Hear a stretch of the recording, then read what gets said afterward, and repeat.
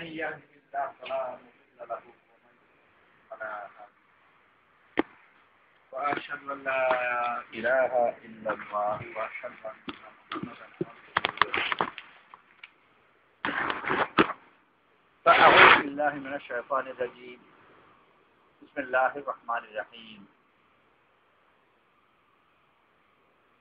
من عمل صالحا من ذكر أو أنثى وهو مؤمن فلنحيينه حياة طيبة ولنجزينهم أجرهم بأحسن ما كانوا يعملون. وقال رسول الله صلى الله عليه وسلم: يا أيها الناس قولوا لا إله إلا الله تفلحوا كما قال عليه الصلاة والسلام.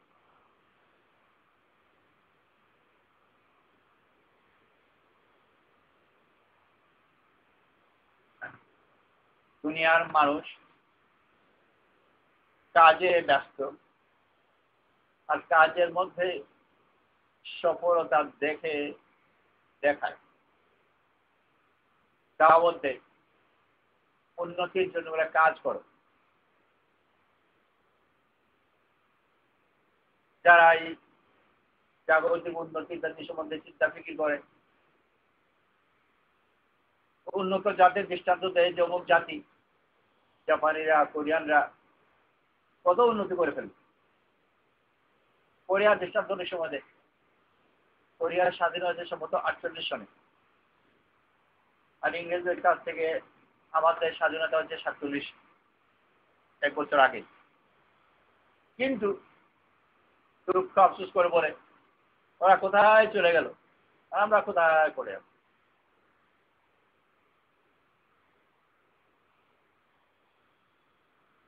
কি করে ওরা কোথায় চলে গেল?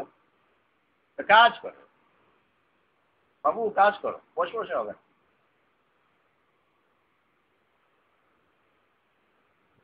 আর আমাদের এই অবস্থা কেন?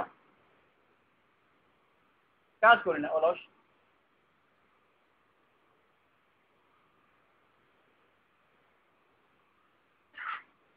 আল্লাহ তাআলা অলসতা দিকে দাওয়াত না দিলেও কাজ ছাড়ার দাওয়াত দেন। অলসতা নয়, কাজ ছাড়া। আমাদের সরাসরি বলছিল কাজ ছাড়ো, কিন্তু উনার ডাক শুনলে ওই হাতের কাজ ছাড়তেই হোক। দোকানদার দোকানে ব্যস্ত, কৃষক লাঙ্গল নিয়ে ব্যস্ত, তো লাঙ্গলও ছাড়তে হবে, দোকানও ছাড়তে হবে, যে যে কাজ করছে ওই কাজ তাকে ছাড়তে হবে, মসজিদে তাকে জবাব দেবে। আর ওয়াজিব তো শুধু একবার ডাকে না, রোজ 5 বার। মুয়াজ্জিন ডাকে তো মসজিদে গেল, মসজিদ যাওয়ার পরে আবার তো কথা বলা শেষ হয় না, যেতে ভেবেছে নামাজ পড়ে চলে আসবো, নামাজ শেষ হলো তো তবলিগ ওয়াজ দিলে এরা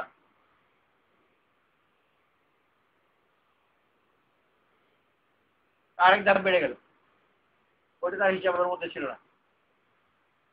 এর জবাবে যদি বসে যে ঠিক আছে সংক্ষিপ্ত কথা শুনে যাই, তো সংক্ষিপ্ত কথা শুনলো, তারপর বলে যে চলুন 3 দিনের জন্য। ওই কথা যদি শোনে তাহলে 3 দিনের জন্য, তারপর বলবে যে চলো 40 দিনের জন্য।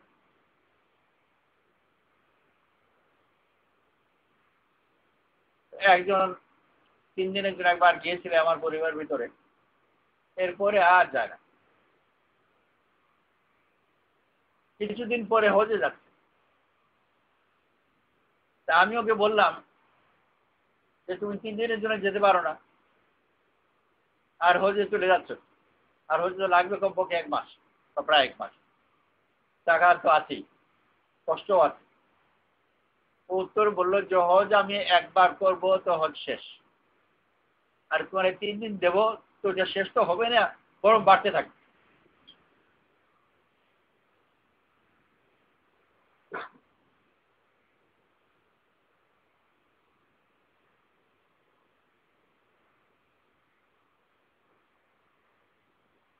তো মুয়াজ্জিন প্রথম ডাকবে, তো মুয়াজ্জিন ডেকে এনে তারপরে আরেকজন হাতে ছেড়ে দেবে, সে আবার ডাকবে। তো ওই যদি করে তো চাকরি বাকরি ব্যবসা বাণিজ্য যা যা সব। আর এই জন্য প্রথম দেখি লোকে ভয় পায়। ছেলে যদি বলে পিকনিকে যাবো, তো বাপ নিজের পকেট থেকে টাকা দিয়ে বলে হ্যাঁ সেখানে যাবি করে টোটাই 3 দিনের জন্য যাবো, যে খবরদার পিকনিকে তো আরো দূরে যাবে, 3 দিন বেশি রাখবে। তো কি কথা, 3 দিনের জন্য যাবে, ওটা শেষ হবে, এটা বাড়তে থাকে। পিকনিকে একবার যাবে, গিয়ে করে চলে আসবে। আম্বিয়া আলাইহিস সালাতু ওয়াস সালাম দেখেছেন মানুষকে দিনের দিকে, আর দিন ওই মানুষকে কর্মমুখী জীবন থেকে ইবাদতমুখী জীবনের দিকে আনে। ওমা খালাকতুল জিন্না ওয়াল ইনসা ইল্লা লিয়াবুদুন। জিন আর ইনসানকে আল্লাহ তাআলা শুধু ইবাদতের জন্য সৃষ্টি করেছেন, ইবাদত ছাড়া অন্য কিছু করে না। তো আগে থেকেই বলে দেওয়া।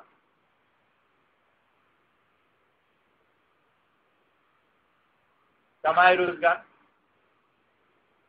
রাসূল সাল্লাল্লাহু আলাইহি ওয়াসাল্লাম নবুয়তের আগে ব্যবসা করেছেন, আর ব্যবসায় সফলতাও ব্যবসায়ী হিসাবে অর্জন করেছেন, অত্যন্ত দক্ষ ব্যবসায়ী ছিলেন। কিন্তু নবুয়তের পরে আর করে, এরপরে আর দিয়েছিল নেননি। লোকে বলবে যে দিয়েছেন, নারীর জীবন করতে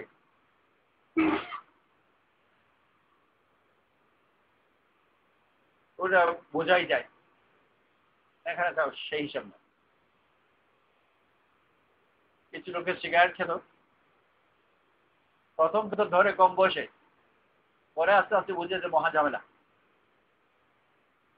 টাকা পয়সা খরচ তো আছেই, দুর্গন্ধ আছে, স্বাস্থ্যের ব্যাপার আছে অনেকগুলো, তারপর আবার ছাড়তে চায়।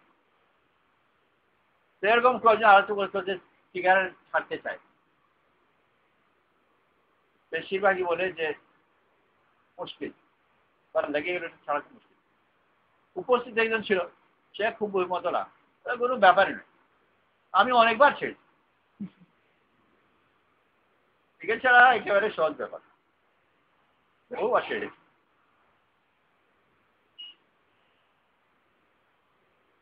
ওখানে তো বোঝাই যায় যে বহুবার ছেড়েছে মানে বহুবার ধরেছে, ছাড়িনি। কিন্তু আল্লাহওয়ালারা যে দেন ওই একই যুক্তি এখানে ঠিক করে। রাসূল সাল্লাল্লাহু আলাইহি ওয়াসাল্লাম অন্যান্যদেরকে নেওয়ার পথ কম, বাকিরা সদকা নিতে পারে, যাকাত দিতে পারে, রাসূল সাল্লাল্লাহু আলাইহি ওয়াসাল্লাম পরিবারের কারোর জন্য ওটা জায়েজ নয়। হাদিয়া নেন, যে হাদিয়া খুব, যে হাদিয়া যত নেন তার চেয়ে বেশি দেন। এক গ্রামের লোক হাদিয়া নিয়ে এলো উট, তো উট একটা উট হাদিয়া দিল, রাসূল সাল্লাল্লাহু আলাইহি ওয়াসাল্লাম তাকে 6টা দিল। সে ফিরে গেল 6টা নিয়ে, একটু অসন্তুষ্ট। তা কেন? আশা করেছিল আরো বেশি দেবে, একটা দিয়ে 6টা পেল, তাও অসন্তুষ্ট, আর বেশি আশা করেছিল। এই যে বেশি আশা করেছিল, এই আশা করতে করেছিল দেখেছে,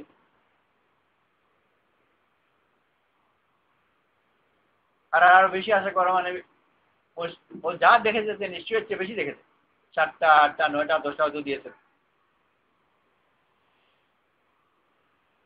রাসূল সাল্লাল্লাহু আলাইহি ওয়াসাল্লাম ওটা বুঝতে পেরেছিল, আর বলেছে যে আমার কখনো কখনো মন চায় কয়টা কবিলা খুব আপন, কয়টা কবিলার লোকের কথা বলছে, এই কবিলার লোকের ছাড়া অন্য কারো কাছে হাদিয়া আমি নেবই না।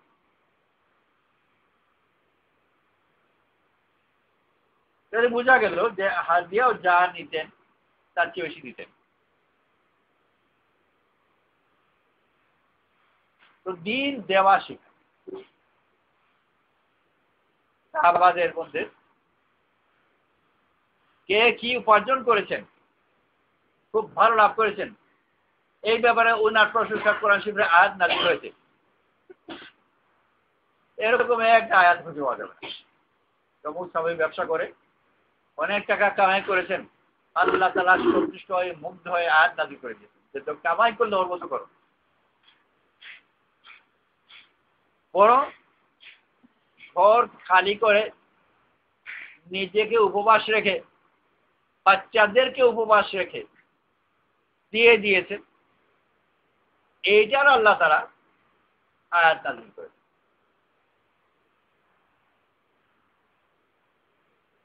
তো সব দেওয়ার আয়াত আছে, নেওয়ার নাই। মানে কি, কাজ করে মানুষ নেওয়ার জন্য।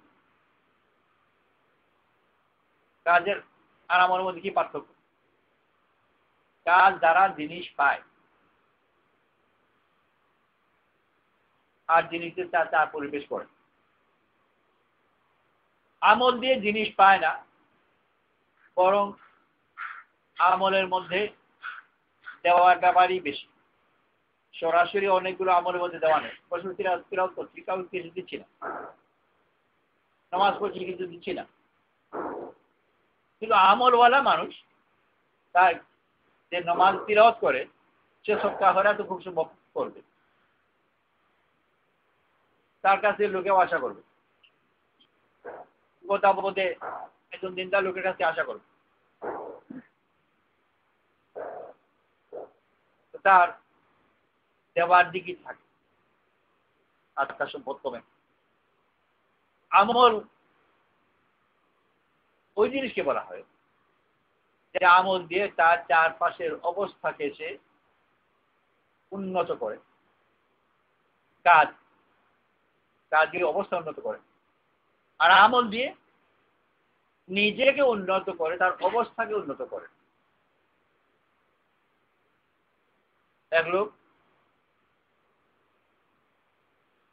সে অভাবে ছিল, জামা কাপড় ছেঁড়া, হেঁটে চলতো, সাইকেলও নাই, ঘরও ভাঙা, আবার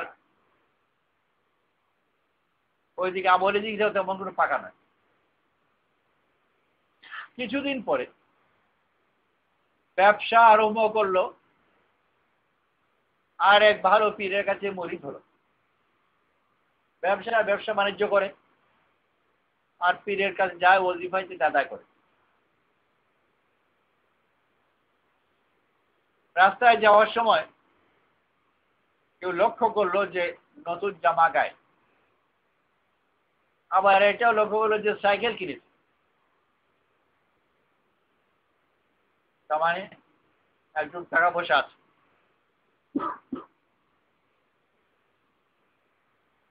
তার কাছে লোকে জিজ্ঞেস করলো যে ব্যাপার কি। ও জানে যে ও নতুন ব্যবসাটা ধরেছে, আর পীরের কাছে মরিদ হয়েছে, জামা কাপড় যে ভালো আর সাইকেল কিনেছে, এটার কারণ সে আন্দাজ এটাই করবো যে ব্যবসা বোধহয় ভালো তো। ও মরিদ হয়েছে, ওজিফা আদায় করে, এই কথা বলবে না যে ওজিফা বোধহয় নিয়মিত আদায় করছে। ওজিফার টাকা দিয়ে সাইকেল কিনেছে, ওজিফার টাকা দিয়ে সাইকেল হয় না, ব্যবসার টাকা দিয়ে হয়। ওই লোকই যদিও পকেট খালি ছিল, কিন্তু তেজ ছিল খুব, এর সাথে ওর সাথে ঝগড়া করে, কেউ পছন্দ কিছু হলে মারামারি লাগিয়ে দেয়, বা কমপক্ষে গালাগালি তো দেবেই। মারামারি যদি বৃষ্টি মনে হয় একটু দূর গিয়ে গাল দেয়। আর এখন তাকে ধাক্কা দিয়ে দিল, ওই যাওয়ার সময় আরেকজন দ্রুত যাচ্ছে, তাকে ধাক্কা দিয়ে ফেলে দিল, রাস্তা বসে পড়েই গেল। কিন্তু উঠে মারা তো প্রশ্নহীন, তাকে গালও দিল না, চুপচাপ চলে গেল। এইটাও লক্ষ্য করলো, ও তো এরকম ছিল না। আবার জিজ্ঞেস করলো তার সঙ্গীকে, ব্যাপার কি। ভাবে আচরণকে আমরা ভিন্ন দেখি। আগে তো খুব তেজি ছিল, ধাক্কাকে রাস্তায় পড়ে গেলে উঠে কিছু বললেও না, ও তো মোটেই এরকম নয়।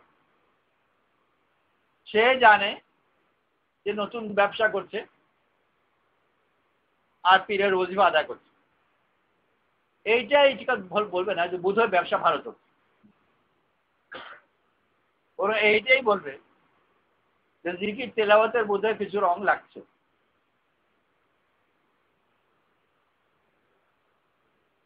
তো সাধারণ মানুষও জানে যে কাজ কাকে বলে আর আমল কাকে বলে, বা কাজ দিয়ে কি হয় আর আমল দিয়ে কি হয়।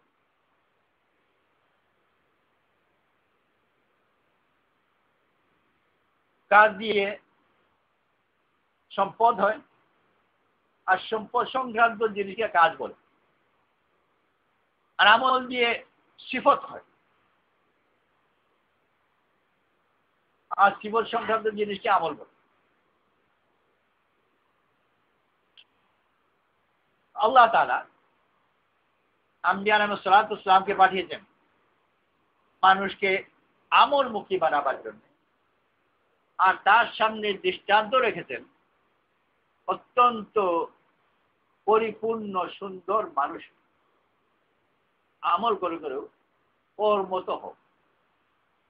লাকাদ কানা লাকুম ফি রাসূলিল্লাহি উসওয়াতুন হাসানাহ,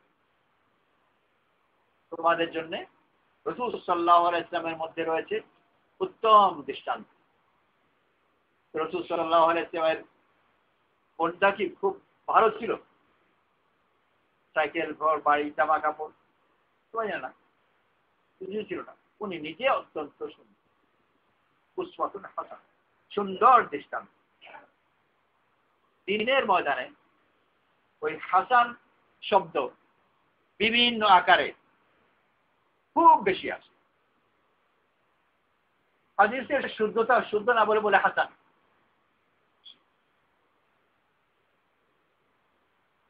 আল্লাহর নাম হুসনা বহু বছরে, আর হাসান হুসেন এদের চাচি।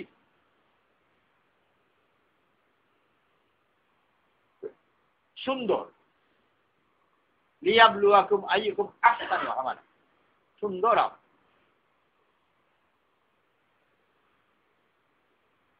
আর দুনিয়ার ময়দানে প্রাচুর্য, ধন সম্পদ, প্রাচুর্য। ইব্রাহিম আলাইহিস সালাম শাম দেশে ছিলেন, প্রাচুর্যের দেশ। আল্লাহ তাআলা নামাজ কায়েম করবার জন্য ওনাকে পাঠিয়ে দিলেন মরুভূমি, ওয়াদিন গায়রি জি যারা, যেখানে চাষাবাদ হয় না। উর্বর দেশে থাকলে নামাজ পড়বেন, কিন্তু ফসল বাগান ইত্যাদি চারদিকে টানবে, তো নামাজে কিছু ব্যাঘাত হওয়ার সম্ভাবনা আছে। মরুভূমিতেই চলে গেল, ওখানে কোনো সম্ভাবনা নেই।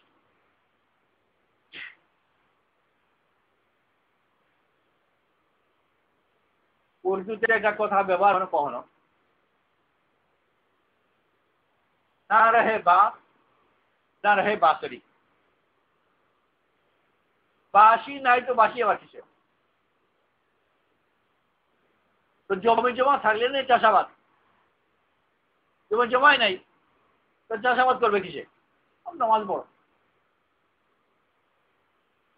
তো বাঁশি বন্ধ করো, তো বাঁশি বন্ধ করে না, এক বাঁশ বেড়ে যায় তো বাঁশ থেকে কেটে না আরেক বাঁশি বানায়। তো বাঁশ ঝাড় দিয়েছিল ওইটাই নিকাটে গেল, এখন বাঁচাও বাজাও বাঁশি, বাঁশ ঝাড়ি নাই। তো আল্লাহ তাআলা ইব্রাহিম আলাইহিস সালামকে মরুভূমিতে পাঠিয়ে দিল, ওখানে গিয়ে নামাজ কায়েম করো, ইকুমুস সালাত। আবু তালহা রাদিয়াল্লাহু আনহু নামাজ পড়ছিলেন ওনার বাগানে, নফল নামাজ। আর বাগানের ভিতরে পাখি ঢুকে, ঘন বাগান ছিল। কিসের বাগান যাই না, খেজুরের যদি খুব বেশি উঁচু না হয়, অনেক বয়স হলে গাছ অনেক উঁচু হয়ে যায়, অত বেশি বয়স্ক না হলে গাছ অত বেশি উঁচু না, বেশ সাধারণ থাকে। আর আঙ্গুরে যদি হয়, আঙ্গুর ওই সব সাধারণত আজকাল তো অত উপরে হয় না, আর নিচের লেভেলে রাখে, কিন্তু ঘন পাতা। আর মধ্যে আঙ্গুর হওয়ার কথা নয়। যেটাই হোক, ওটা উল্লেখ নেই।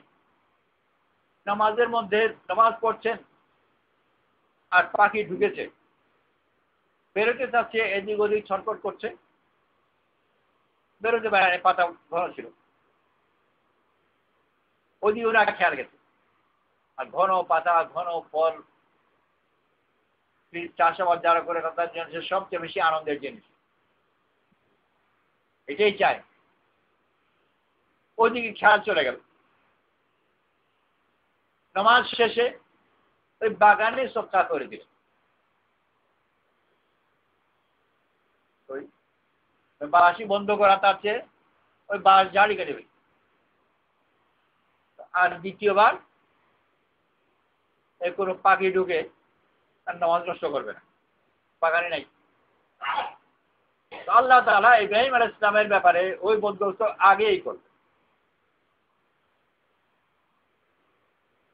যে মরুভূমিতে গিয়ে কোথায় বাগান আর কোথায় চাষাবাদ, কোথায় কি, খুব ধ্যানের সাথে এখন নামাজ।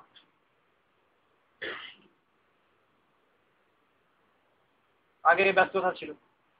আল্লাহ তাআলা ইব্রাহিম আলাইহিস সালামকে শুধু এই কথা বললেন না যে লাঙ্গল ছাড়ো, মসজিদ যেরকম বলে লাঙ্গল ছাড়া এসে নামাজ পড়ো, ওরা এমন ভাবে লাঙ্গল ছাড়ালেন যে ফিরে যাওয়ার আর লাঙ্গল নাই, নামাজ শেষ হয়ে গেলে বসে থাকবে। জমি নাই, ঘর নাই, লাঙ্গল নাই, জোয়ার নাই, যাবে কোথায়? মরুভূমিতে। মরুভূমিতে পাঠিয়ে দিলেন নামাজ কাম করার। ইব্রাহিম মুসা আলাইহিস সালাম, ওনারা আছে মাত্র একটা লাঠি,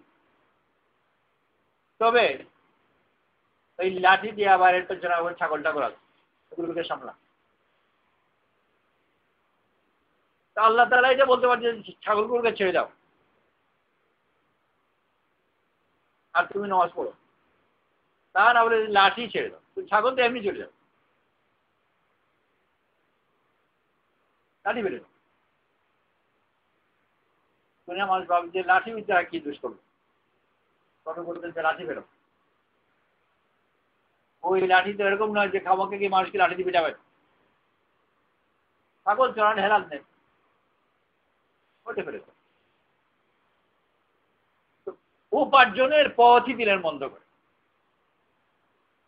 ওটা যে ছাগল চড়ান, লাঠি নাই, ছাগল চড়ানো নেই, উপার্জন নাই। ইব্রাহিম আলাইহিস সালামের উর্বর জমি থেকে সরিয়ে দিলেন, এখন আর কিসের চাষাবাদ করবেন? মুসা আলাইহিস সালামের লাঠি ফেলে দিলেন, ছাগল তো এমনি হারিয়ে যাবে।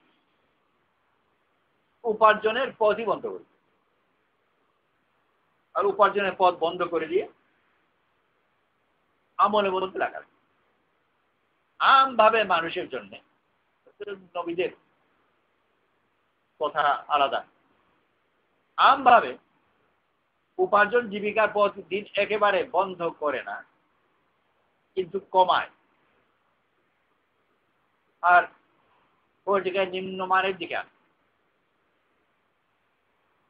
তা না হলে ওই ইবাদতের দিকে তার হক আদায় হবে, ওইটাকে বাড়ান। আবু বকর সিদ্দিক রাদিয়াল্লাহু ব্যবসায়ী ছিলেন, মুসলমান হওয়ার আগেই বড় ব্যবসায়ী ছিলেন। ইসলামের পরে কখনো বলা হয়নি যে ব্যবসা ছেড়ে দাও, কিন্তু আস্তে আস্তে ছুটে ছুটে অনেক কমে গেছে। রাসূল সাল্লাল্লাহু আলাইহি ওয়াসাল্লাম দুনিয়া থেকে চলে গেছেন, 23 বছর পার হয়ে গেছে, খলিফা হয়েছে, ব্যবসা কিন্তু এখনো আছে। খলিফা হওয়ার পরে কাঁধে কিছু কাপড় নিয়ে মদিনাতে বের হয়েছেন ফেরিতে।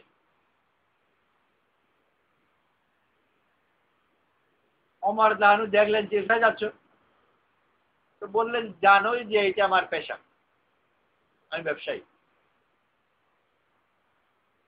আমি যাচ্ছি কে কিছু বিক্রি করে কিছু করি, তো তুমি যদি কাপড় বিক্রি করতে চলে যাও তো খেলাফতের কাজ কে দেখবে? বললেন যে আর যদি না যাই তাহলে আমার পরিবারকে দেখবে। সেটা তো একটা সমস্যা।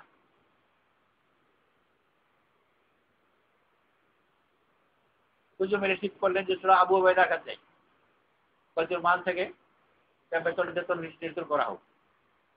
তো দুজন গিয়ে আবু উবাইদা ইবনে জাররাহর কাছ থেকে এই ব্যাপারে একটা ফয়সালা দিল। আজিব দেশ, আমিরুল মুমিনিন খলিফা, ওনার প্রধান সহকারী যদি কোনো পদ না থাকলে বলা যায় vice president, president vice president যাচ্ছে পাবলিকের কাছে ফয়সালা নেওয়ার জন্য, তার বেতন কত হবে?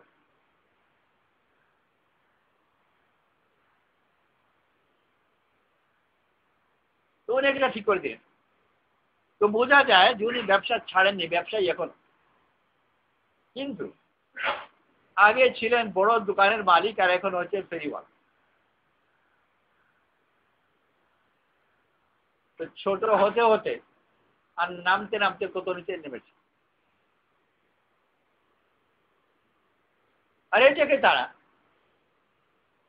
কোন ব্যর্থতা দেখছেন না, কারণ এটা সফলতা ব্যর্থতা দেখার কোন মানদণ্ডও নয়। বর্তমানে আমরা যেভাবে দিনকে দেখি আর বুঝি, একজন বড় ব্যবসায়ী ছিল, তারপর কোন পীরের কাছে মরিদ হলো, ভালো ভালো পীর যার আল্লাহওয়ালা হিসেবে খ্যাতি আছে, মরিদ হলো। আর কিছুদিন পরে এই অবস্থা হলো, বড় দোকান ছিল এখন হচ্ছে ফেরিওয়ালা। 5 বছর পরে 10 বছর পরে যারা দিনদার নয় তারা তো সবাই মোটামুটি ভাবে এখান থেকে শিক্ষা নিয়ে নেবে। তার ছেলে যদি বলে অমুক হুজুরের ওয়াজ আছে, আর কেউ আমি একটু ওয়াজে যাই, আর ও জানে যে অমুক পুরী হয়েছে ফেরিওয়ালা, ছেলেকে সাবধান করে দেবে যে বাবা সোজা পথে থাকো, আল্লাহ আল্লাহ রসুলের পথে থাকো, ওয়াজ যাওয়ার কোনো দরকার নেই। তার আগে থেকে সতর্ক না করলে রোগ বেড়ে গেলে পরে সামলানো মুশকিল হয়।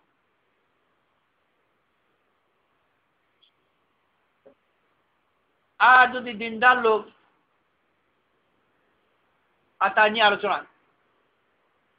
হচ্ছে আবার কোন মসজিদের ভিতরেই বা মাদ্রাসার ভিতরেই অমুকের ঘটনা,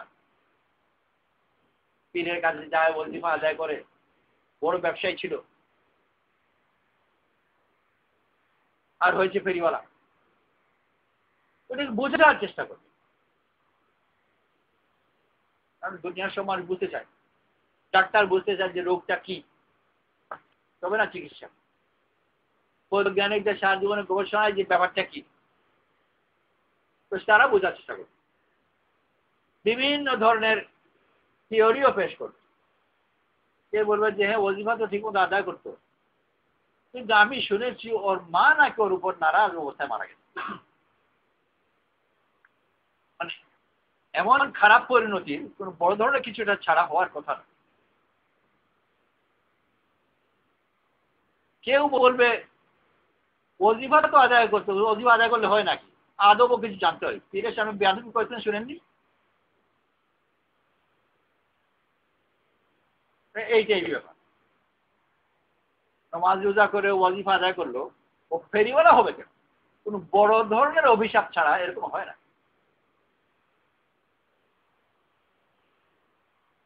বোঝার চেষ্টা করো। সাহাবারা আবু বকর সিদ্দিক জানেন এই খারাপ পরিণতি ব্যাখ্যা করবার জন্য এরকম কোনো থিওরি পেশ করেন।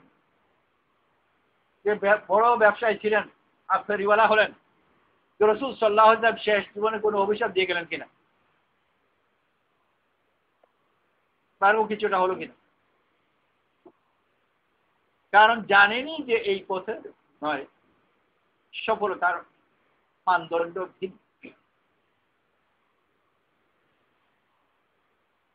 আমল বাড়িয়েছেন, কাজ কমিয়েছেন, কাজের মাত্রাও কমিয়েছেন, কিন্তু দুনিয়ার জীবনের প্রয়োজনকে অস্বীকার করার জিনিস না, সেই জন্য একেবারে ছেড়েও দেয়। আজ মুসলমানরা যেরকম একটু দিনদার, জাতির দিনদার বলা হয়, তারা ফরাইজকে অস্বীকার করে, তবলিগে যেতে নিষেধ করে, আল্লাহওয়ালাদের সবতে যেতে নিষেধ করে, নামাজ ছাড়তে বলে না, নামাজ পড়ো, এইটুকু থাকুক, বাড়াবাড়ি না। রাসূল সাল্লাল্লাহু আলাইহি ওয়াসাল্লাম মধ্যম পন্থার কথা বলছে।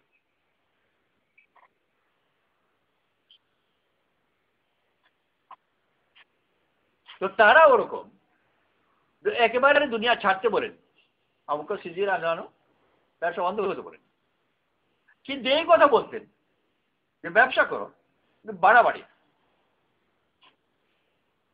একটু ফেরিবেলাতে রয়ে দিলে আধা পেটের পাওয়া পেটের বন্দোবস্ত হয়ে গেল।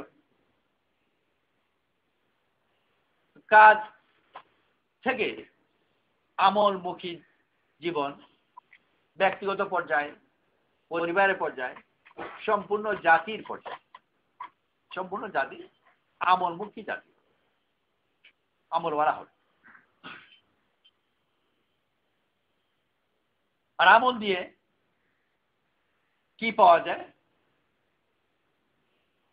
মাহবুবিয়ত। মাহবুবিয়তের জন্য শর্ত হলো সৌন্দর্য। আল্লাহ সুন্দর ভালোবাসেন, মানুষ সুন্দর ভালোবাসে। সব জায়গায় নিজের আপন করার জন্য,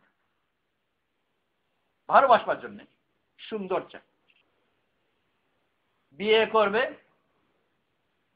তো ছেলে যদি হয় সুন্দর মেয়ে চায়, মেয়ে যদি হয় সুন্দর ছেলে চায়। খাবে, খাবার তো ভালো, আবার যে বাসনে খাবে বাসনটা একটু সুন্দর চায়। যে ঘরে থাকবে ঘরটা কিন্তু সুন্দর সাজাতে চায়। তো মানুষের মধ্যে সব কিছুকে সুন্দর করার বড় প্রবল একটা ইচ্ছা এবং চেষ্টা, আর এটা আল্লাহ তাআলা মানুষকেই দিয়েছে। মানুষের বাইরে কোন সৌন্দর্য বোধও নেই, আর সুন্দর করবার কোন চেষ্টা নেই। গরু খায়, খায় বাস, সুন্দর করে খাই, যে লোকে দেখে কি বলবে, গরু মতো খাচ্ছে, গরু চিন্তা করে না। এমনকি গরু যদি তার শ্বশুর বাড়ি যায় তাও মুখ দিয়ে ভক ভক করে খায়, কমপক্ষে এখানে একটু ভালো করে সুন্দর করে খাই।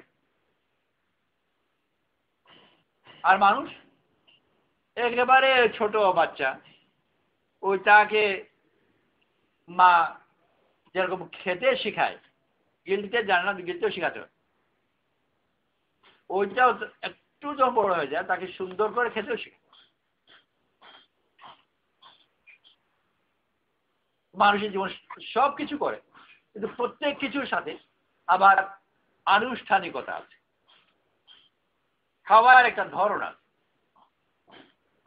মানুষের বাইরে খাওয়া আছে, খাবার ধরন নাই।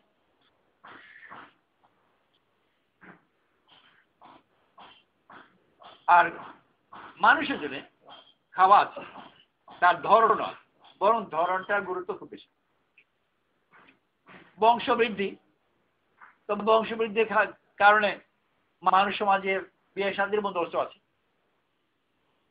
জীব জগতে বংশবৃদ্ধি ঠিকই আছে, বিয়ে শাদী নাই, অর্থাৎ এর পেছনে কোনো ধরন নাই, কেমন করে করতে হয়। মানুষের সব কিছুর মধ্যে এটা কেমন করে জিনিসটা অত্যন্ত গুরুত্বপূর্ণ। ফায়ামদুরা কাইফা তা'মালুন, আল্লাহ তাআলা কি করো এইটাকে গুরুত্ব দেন না, কেমন করে করো ওটাই গুরুত্ব।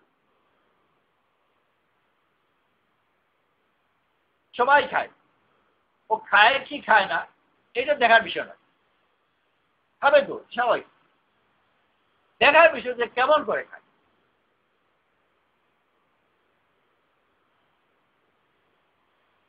তো বিয়ে শাদীর আগে খোঁজখবর নেয়, তো কোনো ছেলের ব্যাপারে হোক আর মেয়ের ব্যাপারে হোক কেউ এইটা জানবার চেষ্টা করে না কি যে ও খায় কি খায় না। অবান্ত বলছি খাবেই তো, না খেয়ে বসে আছে নাকি, জানবার চেষ্টা করে যে কেমন করে খায়। কেমন করে বলতে অনেক কিছু বোঝাতে পারে, তার উপার্জন কেমন বা খাবার ধরন কেমন, হাজার ধরনের কেমন আছে। গোটা দিনই আমাদেরকে ও কেমন শিখায়, কাইফা তামান, সুন্দর করে। আর এটা এই জন্যে যে মাহবুবিয়তের সম্পর্ক সৌন্দর্যের সাথে, সুন্দরকে ভালোবাসে। ওই ছোট বাচ্চা বল দিয়ে খেলবে, কিন্তু শুধু বল হলেই হবে না, সুন্দর বল চাই।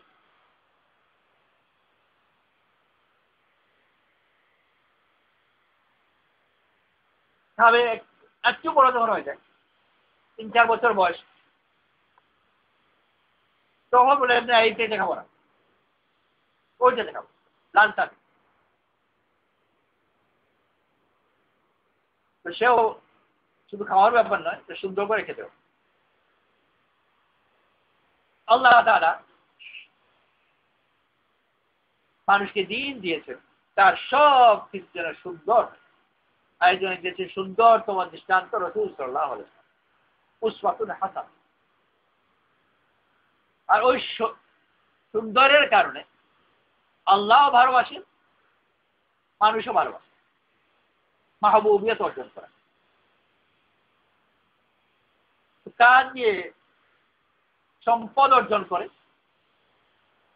আর আমল দিয়ে মাহবুবিয়ত অর্জন করে। মাহবুবিয়ত অর্জন হলো কি না হলো তার মানদণ্ড কি, যে লোক আমাকে কাছে পাওয়া পছন্দ করে কিনা, তারা আমার কাছে আসা পছন্দ করে কিনা, আমাকে তার কাছে টানতে পছন্দ করে কিনা। এই হলো মাহবুবিয়তের লক্ষণ। এগুলো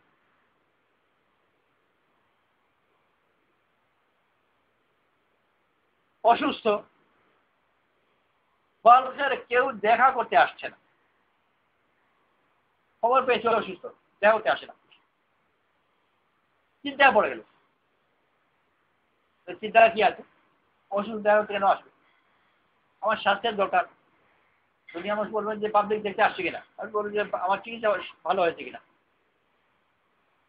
তো চিকিৎসা হচ্ছে কি না হচ্ছে, স্বাস্থ্য ভালো কি হচ্ছে কি না হচ্ছে, ওইটার দিকে তত বেশি খেয়াল নেই, যত বেশি খেয়াল যে আমাকে দেখতে আসছে কিনা, মানে কি আমাকে ভালোবাসে কিনা। এই জিনিস আমরা খেয়াল করি কোনা 2-3 জনের ব্যাপারে। আর বিশেষ বিশেষ কেউ আছে যে অমুক খোঁজ করলো কিনা, দেখতে এলো কিনা, এর চেয়ে বেশি সে আশাও করে না আর চায়ও না। আর যদি দেখে যে গ্রামের সব ফকিরা দেখতে আসছে, তা আরেক মুছে ওঠে। ধনী ধনীরা যদি দেখতে আসে তাও ভালো, ফজলে বরকত বেশি হবে। উনি চিন্তিত হলে এটা কেন দেখতে আসছে, তার মানে আমাকে ভালোবাসে না। ওখানে তো কথা শেষ হলো না, তার মানে আমার মধ্যে সৌন্দর্যের অভাব একটা পর একটা আসে, সেই জন্য আমাকে দেখতে আসছে না। কথা বেশ চিন্তারই বিষয়। দেখতে আসছে না মানে ভালোবাসে না, ভালোবাসে না মানে আমি সুন্দর না, আমার ভালো নয়, আখলাক ভালো নয়, অনেকগুলো কথা। ওমর লানু যখন ওফাতের সময় হলো, মদিনায় লোক পাঠালেন দেখবার জন্য যে মদিনাবাসী দুঃখিত কিনা। উনি যে মারা যাচ্ছেন, মারা যাচ্ছে কথা পরিষ্কার, কারণ গভীর আঘাত, তো মারা যাবে, এটা সবাই বুঝতে পেরেছে। তো মারা যাচ্ছেন, এতে মদিনাবাসী দুঃখিত কিনা এইটা জানবার জন্য আবার লোক পাঠাল।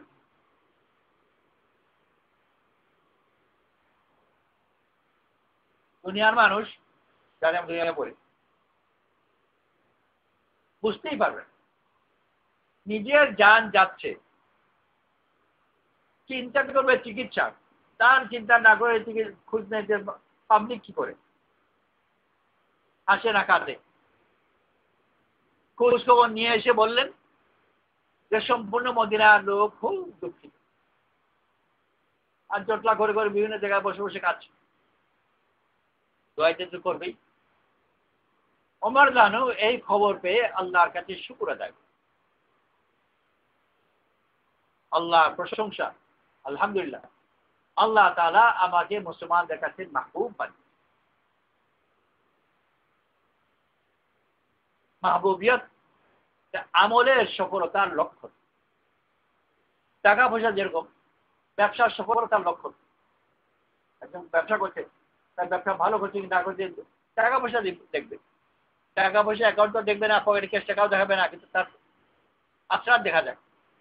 বাড়িতে রং লাগাচ্ছে, তো বাড়ি যদি এখন রং চোখা বাড়ি হয়, বোঝাই যাবেন যে ব্যবসা ভালোই চলছে।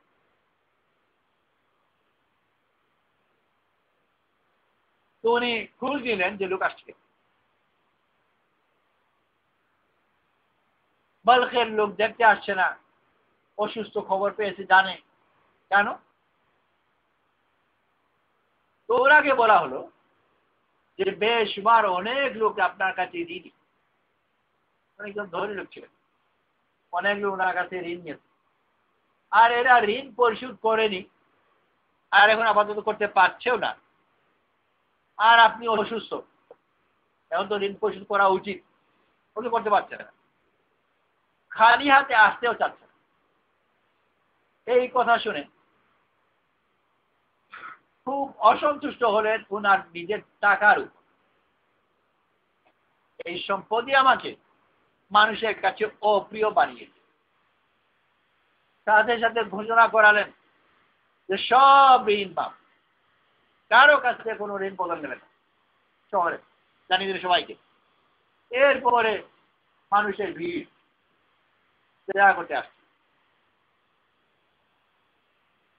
তো মাহবুবিয়ত চায়, আর মাহবুবিয়ত সম্পদে আসে না, বরং ছেড়ে দেওয়াতে আসে, লোকের কাছে আনা পছন্দ করে। আর সম্পদের বৈশিষ্ট্য দূরে সরায়, একেবারে বিপরীত জিনিস। কাজ মানুষকে সফলতা দেবে, তার সফলতা সম্পদশালী হবে, সম্পদশালী যত বেশি হবে তত সে অন্যান্যদের থেকে আরো দূরে দূরে সরবে।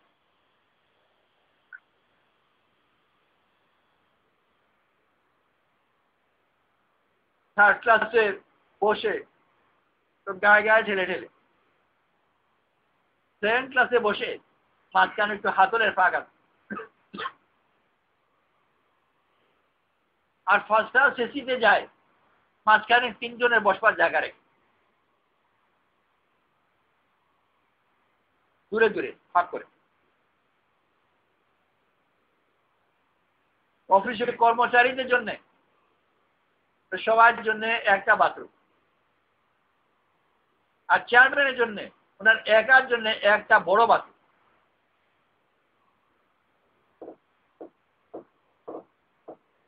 ছোট অফিসার, ওনার সামনে টেবিল আছে, ছোট টেবিল, সামনে দিয়ে যে বসবে হাত বাড়ালেও নাকি ছুতে পারবে। আর বড় চেয়ারম্যানের যে টেবিল, ওই টেবিলের উপর দিকে বসবে সে 10 হাত দূরে বসবে, কারণ টেবিল চওড়া 10 হাত। এটি মাপা যায় ওনার মান মর্যাদার লেভেল কত, টেবিলের মাপ দিয়ে। তো যত বেশি উন্নত তত দূরে। আর শেষ পর্যন্ত গিয়ে দুই রাজা এক দেশে টিকতে পারে, এত কাছে গেল। আরেক দেশে যাক, আর 10 দরবেশ এক কাঁথা নিচে ঘুমায়।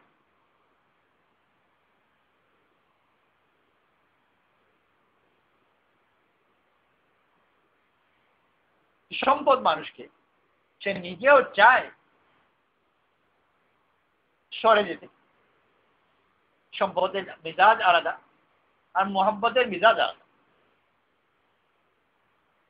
সম্পদ অন্যকে দূরে ঠেলে নিজে দূরে সরে। বিলেতের ট্যাক্সিতে প্যাসেঞ্জার আর ড্রাইভারের মাঝখানে কাচের সম্পূর্ণ বন্ধ দেওয়া।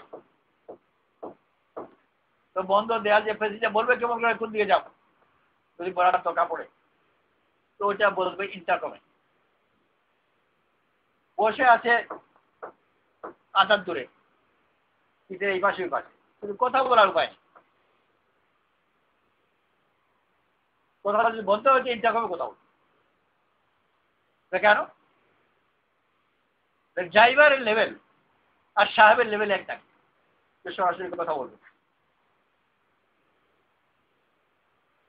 বাড়িতে হলে মাঝখানে মাধ্যম থাকতো, চাকর বাকর যা কিছু, তা তো সম্ভব না যে কমপক্ষে তার দেয়াল তো লাগায়।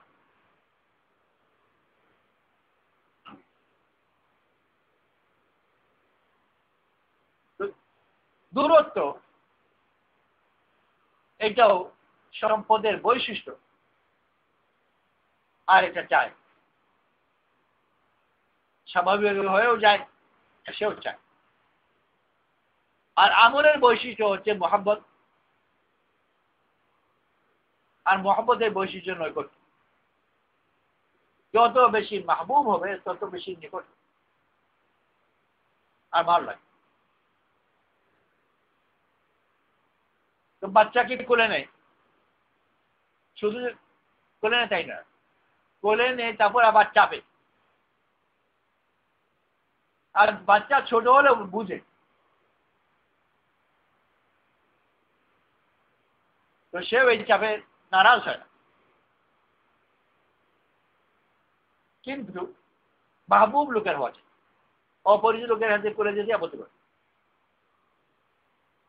তো রাসূল সাল্লাল্লাহু আলাইহি ইসলামকে ওয়াহী দেওয়া হলো, আর প্রথমেই জিবরিল আলাইহিস সালাম বুকে নিয়ে চাপ, গোটা দিনই নৈকট্য।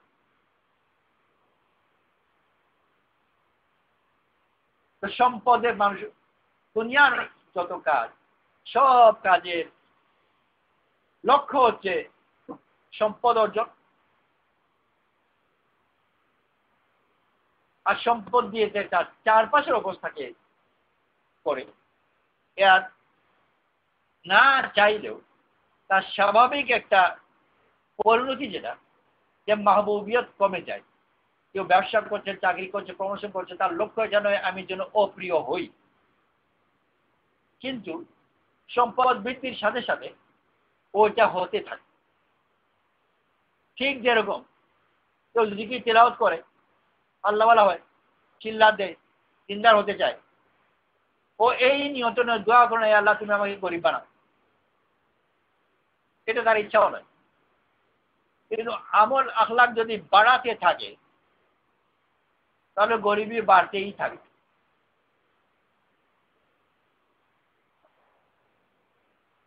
করে ব্যবসা, বাজারে আছে দোকান,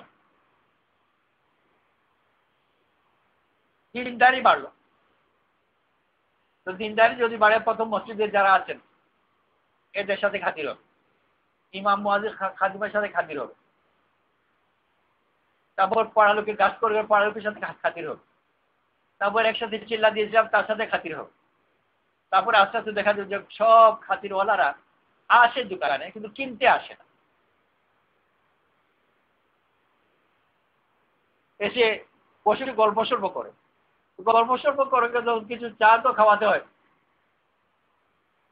আস্তে আস্তে দেখা যাবে যে গোটা বাজারের লোক তা ফ্রি চায়ের দোকান হিসাবে ওখানে গিয়ে বসে। তো দোকানে যা হয় তার চেয়ে বেশি চলে যাবে ওই চায়ের দোকান। আস্তে আস্তে 22-23 টাকা কমে যাবে। তুর্কির মানুষ খুব আখলাকুল্লাহ মেহমান নওয়াজ। তার ব্যাখ্যা দিয়েছিল আবু আইয়ুব আনসারী রাদিয়াল্লাহু আনহু তখন হচ্ছেন ইস্তাম্বুলে, উনি ছিলেন রাসূল সাল্লাল্লাহু আলাইহি ওয়াসাল্লামের মেজবান। ওনার আসর তো পড়বে, যদিও ওখানে জিন্দা আসেন, নিয়ে এসেছেন মুর্দা। জিন্দা আল্লাহ জানে কি না কি হতো।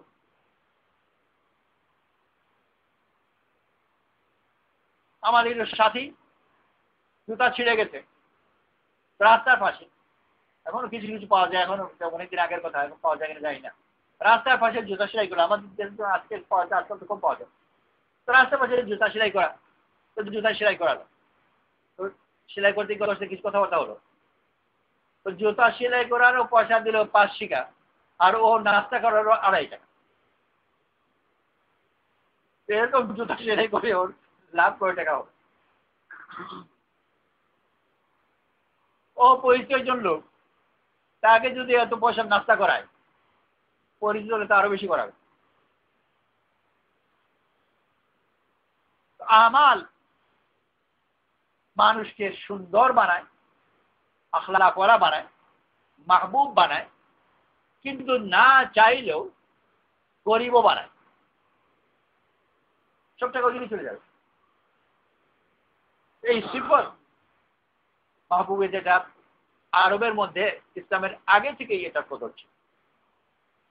বড় ব্যতিক্রমী ইতিহাস আরবের, বড় ব্যতিক্রমী ইতিহাস। ইসলামের আগে তাদের কাছে টাকা পয়সার কদর ছিল, খাতির মাহবুবের তো কদর ছিল ইসলামের আগে। হজ করতে লোক আসতো, হাজিদের খিদমত তারা বিনা পয়সায় করত, বিভিন্ন ধরনের খিদমত। সেই খিদমত আবার বন্টন করা, এক একজনকে এক এক ধরনের, এক এক জাতীয় খিদমত বন্টন করা এই জন্য নয় যে আমার উপর বেশি না পড়ে যায়, বরং বন্টন করা এই জন্যে যে অন্যের খিদমতের সুযোগ পায়। ওইটার আশ্রা আল্লাহ তাআলা এখনো কিছু রেখেছে। সম্পূর্ণ রমজানের মাসে 2 হারাম শরীফে ইফতারের বন্দোবস্ত মেহমানদারি করে। এখন সরকার তো সমুদ্রের উদ্যোগ সব ইফতার আপনাদের এসে মসজিদে যারা আসে তাদের ইফতার করায়। ইফতার করাবার জন্য ইফতার করানেওয়ালাদের সংখ্যা সম্ভবত ইফতার করানেওয়ালাদের চেয়ে বেশি। তখন আবার কম্পিটিশন, অনুমতি। অনুমতি কিসের? যাতে আমি ইফতার করাতে পারি তার জন্য কর্তৃপক্ষের কাছ থেকে মসজিদের পারমিশন নিতে হবে, যে কে ভিতরে ভিতরে খাবার নিয়ে যেতে পারবে আর মেহমানদারি করতে পারবে। তো মেহমানদারি করতে পারার জন্য যে অনুমতি, পারমিশন দেওয়া, সেই পারমিশনে আবার অনেক ধরাধরি ব্যাপারও আছে, অনেক ব্যাকডোরের কাজও হয়। এই নিয়ে ওরা কথাবার্তা হয় যে আমি অমুক পারমিশন পেলাম, অমুক পেলাম, অমুক কেমন কে বলে যে আজকাল ভালোই একটু আসলে ঠিক নাই, মানুষের কাছে আখলাক আছে নাকি, ওর মুখের সাথে খাতির করে কোন মিস্টার কোন কাজ কি করে কিছু করে আমার ঠিক নেই। তো ভিতর নিয়ে মেহমানদারি করে, বাইরে তো খোলা। যারা পারমিশন পায়নি ভিতরে মেহমানদারি, ওরা রাস্তায় দস্তান বিছিয়ে, আর মসজিদে যাওয়ার আগে পথে লোক আটকায়।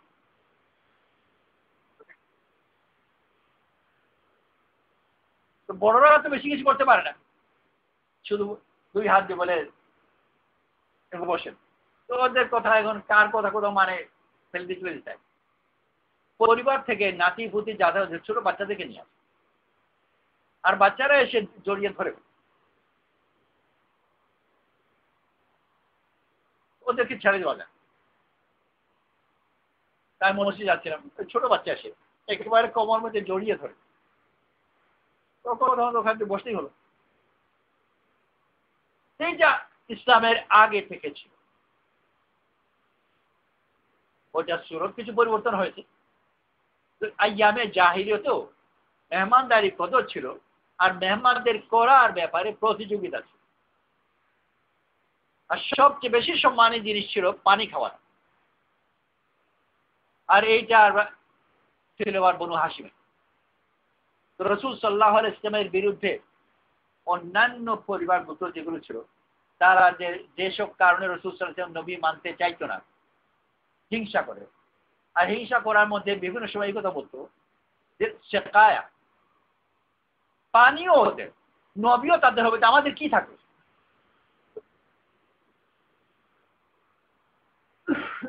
এইটা বড় একটা অংশ ছিল বিভিন্ন কথার মধ্যে এসে, যে সেকায়াও তাদের, নবীও তাদের, তো সবই কি তারা? এইটা নিয়ে হিংসা করতো যে ওরা কেন পানি খাবার অধিকার পেয়ে। অথচ আরবে পানি বিরাট সম্পদ। তো বনু হাশিম এই পানি খাওয়ার অধিকার তাদের ছিল। মানে কি, অন্য কেউ যদি সে পানি খাওয়ায় তো চিন্তা ফিরে যাবে নাকি? মেহমান আমার, তুমি কেন খাইয়েছ? কোন সাহসে তুমি তাকে পানি দিবে?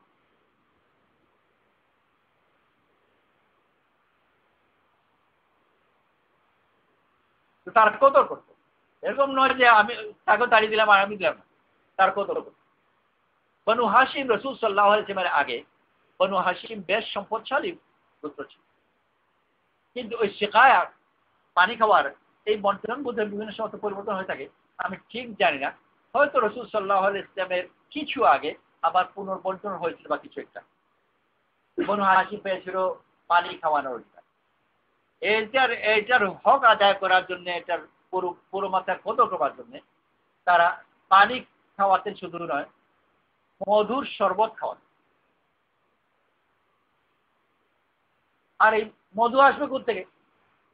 মধু কিনতে গিয়ে বনু হাশিম মোটামুটি সচ্ছল পরিবার ছিল, ফকির হয়ে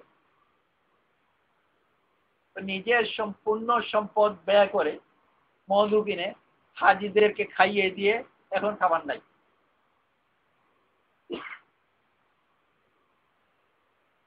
আমল মাহবুবিয়ত টানে, আর ওইটা ফকির বানিয়ে।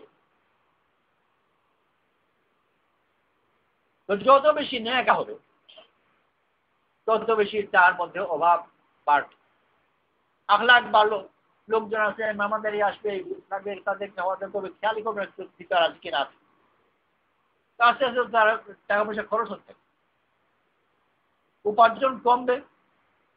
ওই দোকান ভরা যদি সারাদিন, তো হুজুরদের আড্ডা থাকে, তো নন হুজুর ক্রেতারা যারা ছিল ওইটা দূর থেকে ভিড় থেকে দোকানে তো আসবেই না।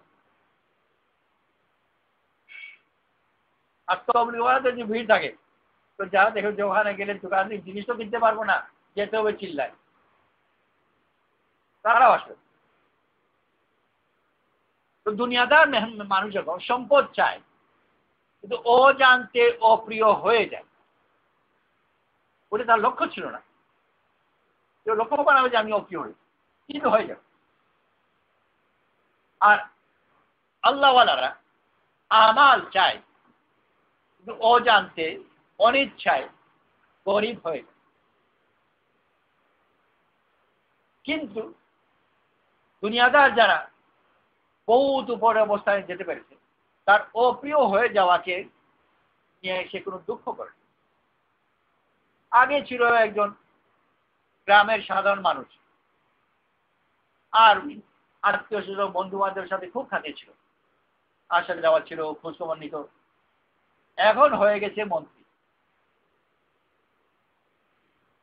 তো সেও খোঁজখবর নেয় না, তারাও খোঁজখবর নেয় না। যা এক সময় রোজই একবার দেখা করতে আসতো, গত 5-7 বছর কোনোদিন খুঁজই নিল না। হঠাৎ করে খেয়াল পড়লো যে অমুক তো নাই, তো সেও খুঁজ নেয়নি, আমি খুঁজ নিই।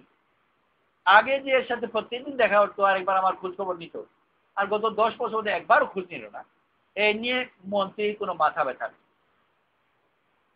এই জন্য সে কোনো দুঃখ করছে না, বরং সে আনন্দিত। এইটা নিয়ে না হলেও যে আমি কত উপরের লেভেলে গিয়েছি, এটাও একটা মান। ছোট ঝুপড়ি ছিল, এখন বিরাট ধুমধামের ফ্ল্যাট, গেইটে আবার গেইটের যত শাসক আছে কেউ সে নাম জিজ্ঞেস করলো, তারপর আগে স্যারকে জিজ্ঞেস করেনি, তারপর ওখান থেকে ইন্টারকম করলো, জিজ্ঞেস টিজ্ঞেস করার পর করে বলতে পেয়ে যাবে নাকি।